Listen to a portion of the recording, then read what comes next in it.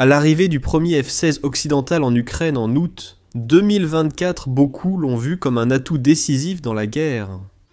Non, le F-16 ne gagnerait pas la bataille pour l'Ukraine, mais il offrirait aux pilotes ukrainiens des opportunités de mener des opérations qui étaient auparavant impossibles. La flotte vieillissante de chasseurs de l'ère soviétique du pays, l'Ukraine a effectivement utilisé ses F-16 avec beaucoup d'efficacité, mais peut-être pas de la manière à laquelle l'Occident ou la Russie s'attendaient.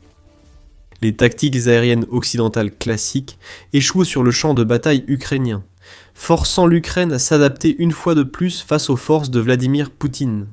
Les pilotes ukrainiens adoptent désormais des tactiques ingénieuses pour contourner les défenses aériennes russes. Nous avons appris un peu sur ces tactiques, et pourquoi l'approche occidentale traditionnelle concernant l'utilisation des avions de chasse ne fonctionne pas, grâce aux commentaires d'un pilote.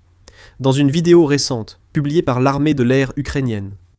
Ce pilote, présenté par le Warzone comme l'un des anciens pilotes de chasse ukrainiens, explique que les tactiques enseignées aux aviateurs avant l'arrivée des F-16 n'étaient pas vraiment adaptées à leurs besoins.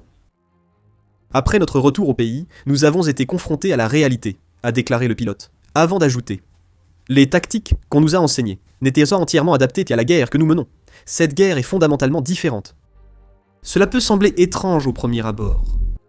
Selon Lockheed Martin, le F-16 n'est pas une plateforme aérienne nouvelle. Le F-16 a été conçu au début des années 1970, et les premiers modèles sont officiellement entrés en service au début des années 1980. Ce chasseur est aussi ancien, voire plus, que ceux que l'Ukraine avait avant l'invasion de Poutine. Fort de près de 50 ans d'expérience, les instructeurs de l'OTAN formant les pilotes ukrainiens à ces chasseurs devaient savoir exactement comment les employer. Techniquement, cette supposition serait correcte. Les problèmes de l'Ukraine ne viennent pas du manque de formation de ses pilotes sur les nouveaux chasseurs. Elles sont apparues, car les tactiques enseignées par leurs instructeurs de l'OTAN ne conviennent pas à la guerre menée par l'Ukraine contre la Russie. Pourquoi cela ? Le problème principal est que l'OTAN suppose que le pilote du F-16 sera en zone où ses alliés ont déjà la supériorité aérienne lors des combats. La définition de la supériorité aérienne a été établie dans une édition d'avril 1931 de la Royal Air Force. Dans la revue trimestrielle, la publication indique que la supériorité aérienne peut être décrite comme l'obtention de la liberté opérationnelle pour nos propres avions, et le refus de celle-ci à l'ennemi. La revue précise que cela n'implique pas l'épuisement total de la force aérienne d'un camp, ni la domination absolue de l'autre. En réalité, la supériorité aérienne signifie que le camp qui la possède est généralement capable d'accomplir ses missions grâce à une force aérienne plus grande ou meilleure que celle de son ennemi. Ce qui revient à dire que le camp supérieur fait face à une menace minimale de la part de la force aérienne adverse. Peu de choses ont changé depuis que cette définition, vieille de près d'un siècle, a été donnée. L'Ukraine ne dispose pas de la supériorité aérienne face à la Russie. Nous voyons ce que cela signifie pour les tentatives de l'Ukraine d'utiliser ses F-16 dans la description d'une mission fournie par le pilote dans la vidéo que nous avons mentionnée plus tôt. Le principal défi était la menace aérienne ennemie, qui nous a empêchés d'atteindre la cible, a déclaré le pilote. La présence d'une menace aérienne ennemie montre que l'Ukraine n'a pas la supériorité aérienne sur son territoire. Ce qui, en retour, signifie que les stratégies enseignées aux pilotes du pays par leurs instructeurs de l'OTAN ne fonctionneront pas vraiment. Le pilote explique qu'au lieu de suivre les stratégies traditionnelles de l'OTAN, l'Ukraine a travaillé en groupe de 3 avions, forçant l'ennemi à lancer 2 missiles de directions différentes. Ainsi, notre avion d'attaque a pu détruire la cible et tout le groupe est revenu sain et sauf à la base, retrouvant familles et escadrons. L'intérêt national s'y ajoute. Le rapport sur la déclaration du pilote souligne que la présomption de supériorité aérienne, dont bénéficiaient souvent les pilotes occidentaux, a été intégrée à la doctrine d'entraînement, même quand elle n'est pas réelle. Les tactiques de l'OTAN ne sont pas aussi efficaces que l'Ukraine en aurait besoin. Et malheureusement, il est peu probable que l'Ukraine parvienne à obtenir une supériorité aérienne totale sur son territoire dans un avenir proche. Une grande partie de la raison est que le pays n'a tout simplement pas une force aérienne suffisamment importante pour atteindre cette supériorité. Le World Directory of Modern Military Aircraft, ou World Directory of Modern Military Aircraft le souligne. Dans son rapport 2026 sur l'inventaire de la force aérienne ukrainienne, le World Directory of Modern Military Aircraft indique que l'Ukraine dispose actuellement de 261 unités actives dans son inventaire de la force aérienne. Ce chiffre inclut vraisemblablement les avions de chasse que l'Ukraine a reçus de ses partenaires occidentaux. Bien que ces appareils permettent à l'Ukraine de mener un large éventail d'opérations, y compris des missions d'attaque, de logistique, de soutien et des missions spéciales, leur nombre reste tout simplement trop faible pour couvrir l'ensemble du territoire ukrainien. L'Ukraine possède 105 avions de combat, ou d'attaque tous non opérationnels, et même si elle ne rivalise pas avec la force aérienne russe et ses défenses, elle reste une puissance aérienne non négligeable. Selon le même média, l'Ukraine est 30e sur 129 forces aériennes, mais ses effectifs restent insuffisants. La Russie possède bien plus d'appareils, et elle équipe également les zones de l'Ukraine qu'elle occupe de défense aérienne qui rendent chaque sortie extrêmement dangereuse. Le World Directory of Modern Military Aircraft a publié un rapport similaire sur la force aérienne russe pour 2026, et l'écart de chiffres est frappant. L'organisation indique que la Russie possède 3677 appareils, soit une force aérienne active 14 fois supérieure à celle de l'Ukraine. Le World Directory of Modern Military Aircraft classe également la force aérienne russe comme la troisième plus puissante au monde. Donc, en théorie, la Russie devrait avoir la supériorité aérienne en Ukraine, et elle aurait dû l'obtenir depuis longtemps, mais ce n'est pas le cas. Et c'est un autre aspect qui fait que la guerre en Ukraine va à l'encontre de toutes les attentes que la doctrine occidentale traditionnelle aurait pu établir à son sujet. Selon le journal de la défense du Royaume-Uni, mars 2025, la Russie n'a pas obtenu la supériorité aérienne sur l'Ukraine, malgré sa supériorité numérique. La situation est tellement mauvaise pour la Russie qu'elle a été réduite à utiliser principalement ses avions tactiques, comme le chasseur moderne Sukhoi 34 en tant qu'artillerie volante lançant des missiles et des bombes sur l'Ukraine depuis bien loin derrière les lignes ennemies. L'Ukraine a montré son efficacité à abattre des avions russes sur son sol, souvent sans utiliser ses propres appareils.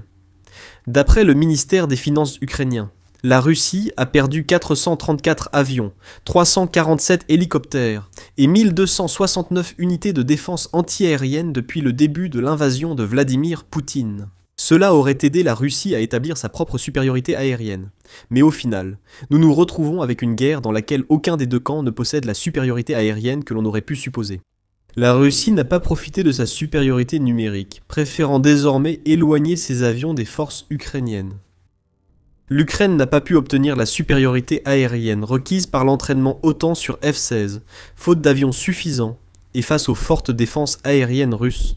Malgré de lourdes pertes, l'Ukraine a aussi eu du mal à apprendre à utiliser les F-16. Le pilote souligne la différence entre la formation de l'OTAN et la situation en Ukraine. Les pilotes ukrainiens ont affronté de nombreux défis dès leur entrée dans le cockpit de leurs nouveaux appareils, selon leurs instructeurs qui décrivent des conditions très difficiles pour les stagiaires. L'aviateur plus âgé explique que ces pilotes ont dû s'adapter à de nouveaux équipements et règles, surtout dans l'espace aérien civil, différentes de celles qu'ils connaissaient. De plus, dans le cockpit arrière, l'instructeur ne comprenait pas l'ukrainien. La communication se faisait dans un anglais aéronautique particulier, selon TWZ. Les pilotes affirment que ces problèmes étaient inévitables. Les instructeurs de l'OTAN utilisaient naturellement l'anglais, comme une sorte de langue universelle, étant donné l'orientation occidentale de l'OTAN. On ne pouvait pas s'attendre à ce qu'ils apprennent l'ukrainien assez vite pour enseigner aux pilotes ukrainiens, dans un délai aussi court, ni à communiquer correctement leurs idées. Tout cela en enseignant à des gens à piloter des avions à réaction, capables d'aller à environ 2 fois la vitesse du son. C'était épuisant, avoue le pilote. Mais nous avions un but. On nous attendait chez nous. L'ennemi bombardait nos villes, tuait notre peuple et prenait notre territoire. Alors nous avons serré les dents jusqu'au bout, et nous avons continué sur cette voie. Peut-être que des problèmes de communication se sont ajoutés aux défis auxquels les pilotes ukrainiens ont été confrontés avec l'utilisation de leur F-16. La principale difficulté était l'écart entre les suppositions de l'OTAN et la réalité en Ukraine. Et ce défi a été aggravé par le fait que la Russie est au moins capable de maximiser l'utilisation de sa propre force aérienne sur le territoire qu'elle a arraché à l'Ukraine. Le pilote souligne que la Russie représente toujours une menace pour les F-16 ukrainiens grâce à sa flotte de chasseurs-intercepteurs. Parmi eux figurent les Mikoyan Gourevitch, 31 Sukhoi, 35 et Sukhoi 57, bien que ces appareils n'entrent pas aussi souvent sur le territoire ukrainien que beaucoup l'auraient pensé au début de la guerre en Ukraine. Ils posent un sérieux problème aux pilotes de F-16 ukrainiens, dans les territoires occupés où ils veulent frapper.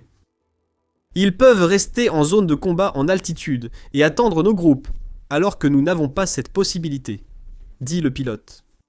Associer ces chasseurs russes en attente à des systèmes de défense aérienne capables d'abattre les F-16 s'ils s'approchent trop. Vous êtes aussi une raison pour laquelle l'Ukraine ne peut pas utiliser les F-16 comme l'OTAN. Les défenses russes sont si puissantes qu'il est difficile d'obtenir une supériorité aérienne locale. Malgré tous ces problèmes, l'Ukraine aurait pu renoncer aux F-16, mais ce n'est pas sa façon d'agir. Elle trouve toujours un moyen d'y arriver. L'Ukraine a su s'adapter à une situation difficile. Il a fallu revoir toutes les stratégies. Les pilotes ukrainiens ont trouvé des moyens ingénieux pour causer des dégâts avec leurs F-16. Même sans suivre la formation de l'OTAN, ils causent ces dégâts. Que font différemment les pilotes de F-16 ukrainiens ?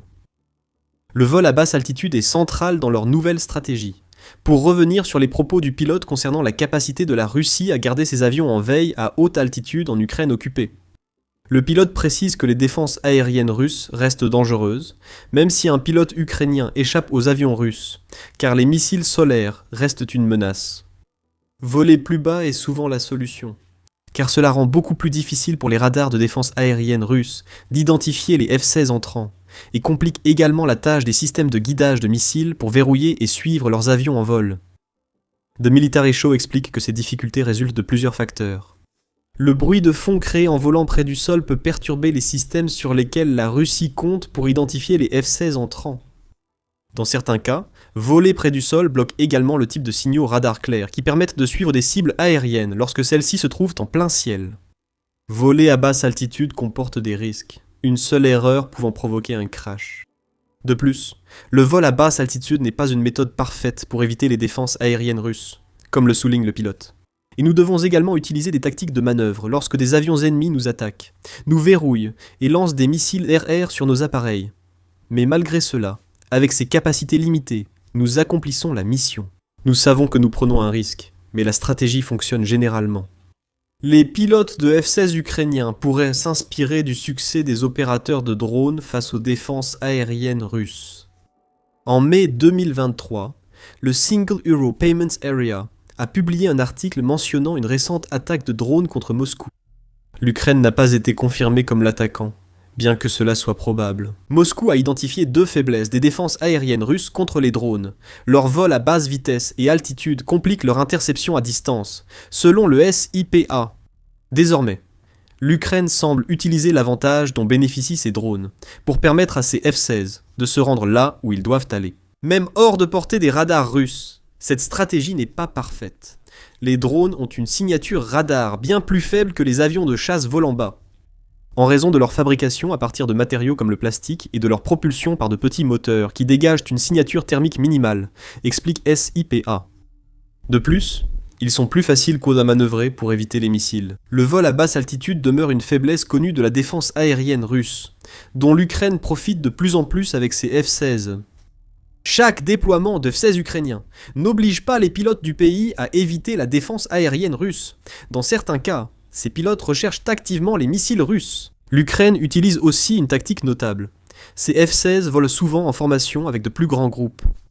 Dans ces groupes, les F-16 escortent et servent de leurre pour protéger les appareils transportant des bombes de précision lors des frappes, selon The Military Show. Au lieu d'éviter les défenses aériennes russes, ces F-16 d'escorte s'exposent volontairement aux appareils ennemis, forçant la Russie à cibler les F-16 plutôt que les autres avions. Ce sont en réalité ces avions qui infligeront la majeure partie des dégâts à la cible que l'Ukraine souhaite atteindre, obligeant la Russie à gaspiller ses ressources. La réduction du stock de missiles est un avantage secondaire de ces opérations, car elle peut permettre de futures attaques aériennes si les stocks ne sont pas reconstitués. Vous vous souvenez peut-être de la citation du pilote sur l'Ukraine utilisant 3 avions pour contrer la défense aérienne russe, mentionnée plus tôt dans la vidéo. Cette mission a permis de voir cette stratégie particulière des F-16 en action. Pour les pilotes de F-16 ukrainiens, le danger est constant, sans la supériorité aérienne prévue par la formation de l'OTAN. Les aviateurs ukrainiens doivent voler bas et se servir de leurre pour que leur F-16 apporte l'impact attendu. Un tel risque offre de grandes récompenses, mais aussi des tragédies. Selon Euromaidan Press en novembre, l'Ukraine a perdu 4 F-16 lors des 10 premiers mois d'utilisation. Chacune de ces pertes semble avoir servi d'expérience d'apprentissage, puisque l'Ukraine n'a subi aucune perte entre juin et novembre 2025. Pourtant, 4 F-16 abattus, c'est peu. Les stratégies ingénieuses de l'Ukraine poussent ses pilotes à prendre de grands risques. Toutefois, Comme l'explique TWZ, la limitation des pertes tient aussi à l'habitude de garder les F-16 ukrainiens constamment en mouvement. Ceci diffère de la doctrine de l'OTAN, car la plupart gardent leurs chasseurs dans des hangars ou, pour ceux avec porte-avions, en mer prêts à frapper. L'Ukraine déplace sans cesse ses F-16 et utilise des pistes non traditionnelles, probablement des autoroutes selon TWZ, pour faire décoller ses pilotes. Le pilote détaille la stratégie ukrainienne, soulignant « Grâce à notre professionnalisme, flexibilité et ingéniosité, nous avons la possibilité de nous retirer du combat et de garder notre équipement dans des endroits où l'ennemi ne s'y attend pas. Nous avons réalisé des missions depuis un aérodrome, puis rapidement été redéployés ailleurs. » Un F-16 qui est toujours en mouvement est un F-16 que la Russie a du mal à cibler lorsqu'il est au sol. L'imprévisibilité peut accroître l'appétit de l'Ukraine pour le risque dans l'évaluation de ses tactiques avec les F-16. Ce revirement tactique n'aurait de sens que si l'Ukraine obtenait des résultats, après que ses pilotes aient adapté ce que leurs instructeurs de l'OTAN leur ont appris sur le champ de bataille. L'Ukraine prouve par son ingéniosité l'efficacité de ces résultats. Selon la force aérienne ukrainienne, les F-16 ont intercepté plus de 1300 missiles et drones russes depuis leur arrivée en Ukraine jusqu'en novembre 2025. C'est un chiffre énorme, soit en moyenne 86 interceptions par mois. Dans ces cas-là, l'Ukraine utilise ses F-16 dans un rôle défensif, ce qui signifie que ses pilotes ont rarement à se soucier des types de problèmes évoqués dans cette vidéo. L'Ukraine enregistre aussi davantage de succès dans ses frappes au sol sur les territoires occupés. Selon The Military Show, les F-16 ukrainiens ont détruit plus de 300 cibles au sol, dont des postes de commandement, des dépôts de munitions, des installations logistiques et des stations de contrôle de drones. Dès novembre, ces frappes auraient été impossibles sans la compréhension par l'Ukraine de l'utilisation optimale des F-16 après avoir constaté l'échec des stratégies aériennes de l'OTAN. L'avenir pourrait être similaire. Selon TWZ, l'Ukraine a reçu la promesse de 87 F-16 de ses partenaires occidentaux, au Danemark, en Norvège, aux Pays-Bas et en Belgique. Tous ces avions de chasse ne sont pas encore livrés. La Belgique accuse le plus grand retard. Ce pays attend de recevoir des F-35 des États-Unis, destinés à remplacer ses anciens F-16, et ces F-35 mettent beaucoup de temps à arriver. En octobre 2025, le premier lot de F-35 est finalement arrivé en Belgique, environ 7 ans après l'achat. Ce qui pourrait signifier que l'Ukraine recevra au moins une partie des 30 F-16 que la Belgique lui a promis en 2026. Davantage de F-16 offrent plus d'opportunités pour les opérations que l'Ukraine a appris à maîtriser en un an. L'Ukraine ne fait peut-être pas les choses comme l'OTAN, mais la guerre en Ukraine ne s'est pas déroulée du tout comme l'OTAN aurait pu l'anticiper. Une chose est certaine, les stratégies de F-16 de l'Ukraine sont efficaces, et la Russie en paie le prix en position perdue, en équipement, en drones et en missiles. En 2026, la Russie pourrait faire face à bien plus que l'augmentation des F-16 ukrainiens. Les chasseurs Gripen suédois pourraient arriver en Ukraine cette année, rejoignant d'autres armes qui renforceraient la puissance offensive ukrainienne. Découvrez ces armes à venir dans notre vidéo et abonnez-vous à l'émission militaire pour d'autres reportages sur les tactiques ukrainiennes.